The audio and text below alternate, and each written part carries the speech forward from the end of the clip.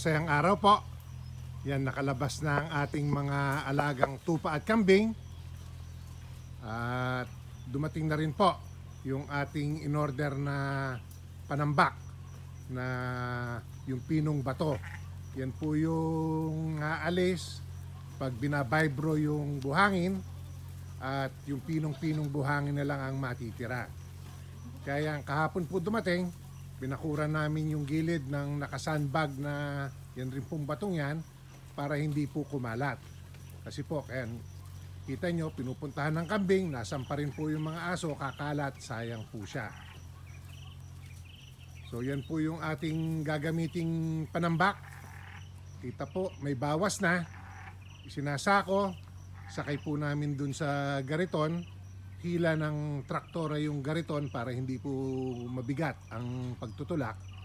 At pasok na po dito sa loob ng farm. Sa labas na po namin ng farm, ipinabagsak yung panambak para po hindi na pumapasok yung truck na isa pang pwedeng maging source ng contamination. Yan naman pong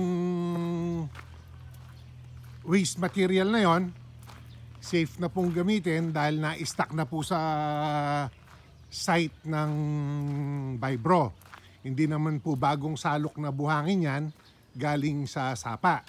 Kasi po yung bagong salok na buhangin, medyo delikado rin pong gamitin yon. At posible na may mga nagtatapon po ng patay na hayop sa ilog o sapa. So magiging kontaminado rin po yon. At least po, pag yung ganyang na vibro na, matatambak po yan dun sa stockpile ng mga hauler at saka ng processor. So nabibilad po doon.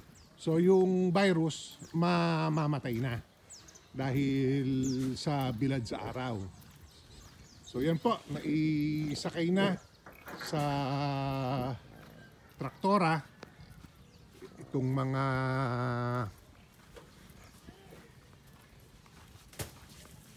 bato, ipapasok at yan po ikakalat. Pakita ko ng mas malapitan sa inyo rito, hindi po ako lumabas para yung aking suot na sapatos ay hindi ko napapalitan. So ayan po yung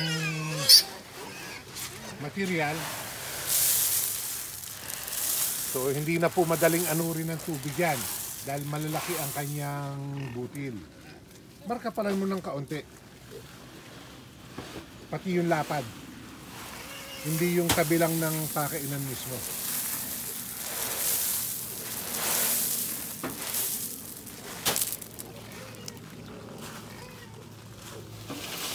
Ayan po. Tuloy-tuloy na tatambakan ng ganyan para po hindi na kakapal yung putik. Pero hindi lang po namin minsan gagawin yan dahil lulubog din po yung batong yan initially, tapos kakapal na po yung titigas po yan pag humalo sa putik. Paano na pong nagiging pisa o bricks. So pag nasiksik na po yan, titigas na ng maigi. So yan po ang isang load sa ating trailer at lalagyan po yung buong gilid. So ayan po, tuloy ang pagtatambak. Mga 2 feet po yung lapad. Masisiksik naman ng husto yan pag punta po ng ating mga alaga. At ito nga po si Pingas, nakatawid na rin dito sa ating port breeding pen, ang dating Dumalaga pen. Siya na po ang kakasta. So malampong po, mauna uli yan. Siya ang pinakaunang umanak noon, yung batik. Na ang anak niya nga po ay puro batik din. Gawa ng pareho silang batik nung bulugan. Kaya titignan po natin kung ano ang heritability ng body color.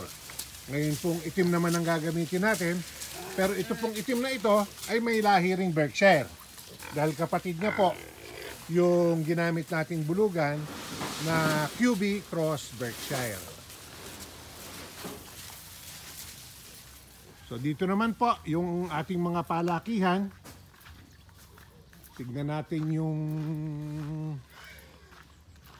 pen number 4 po na natambakan na rin kung hindi na masyadong litaw ang puti.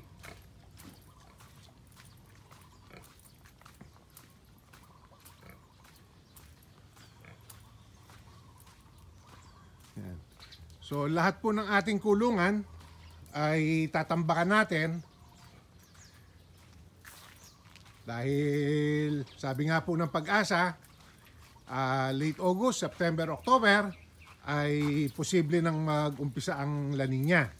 So bago po maging mas malaking problema pa yung pagpuputik dito sa loob ng ating mga kulungan, lalo na po dito sa tabi ng pakainan, ay magtatambak na po kami ng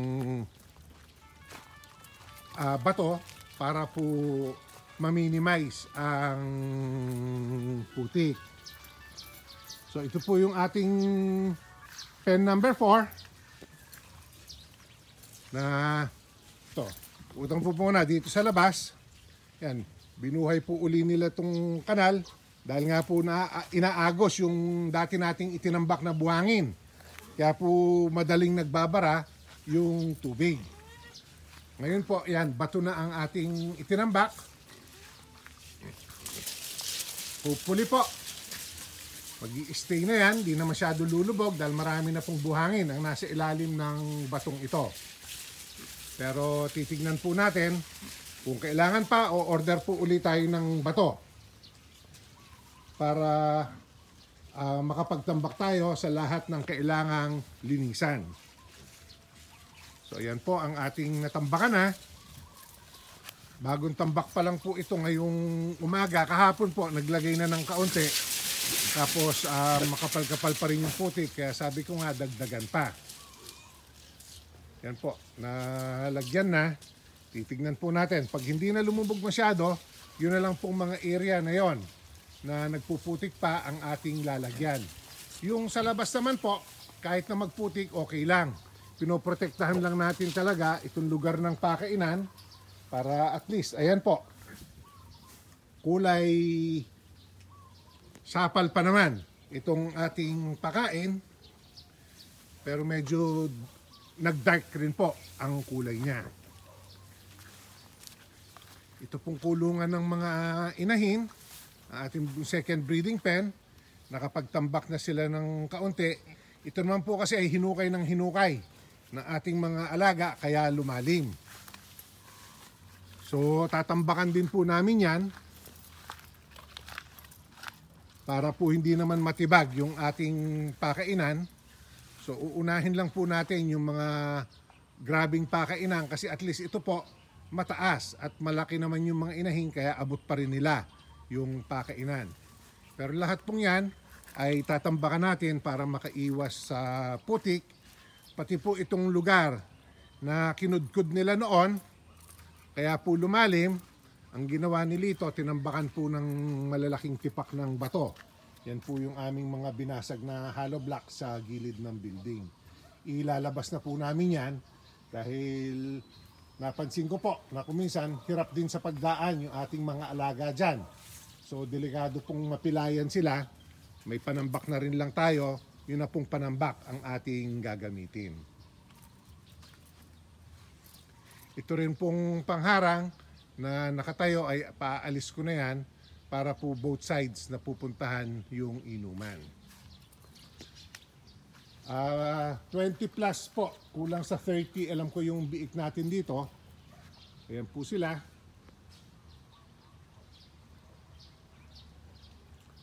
Next week po, tuturukan na natin ito at kakapunin. Basta po maganda ang panahon. Sa monitor ko naman po, walang LPA na pwedeng maging bagyo na malapit dito sa atin.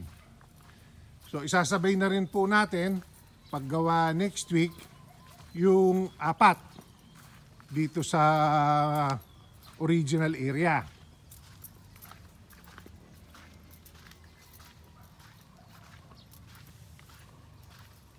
At ang isa pong gagawin pa namin dito, lahat nung inahin dito sa kabila, itawid na po ni Lito. Biniling ko lahat ng inahin ay na po si Puti. Dati po si Puti ay nandito sa expansion area. So ito pong expansion area ay magiging nursery pen muna natin. Yung mga aanak, itatawid po namin dyan. At dito po muna magsasama-sama yung ating mga inahin, kasama po yung ating bulugan na batik. So tumawid na po dito yung mga inahin dun sa expansion area na wala pang biik. At ayan naman po yung 4 na biik. Isasabay ko na po ang paggawa sa mga yan, mas matanda po yan kaysa dun sa kabila.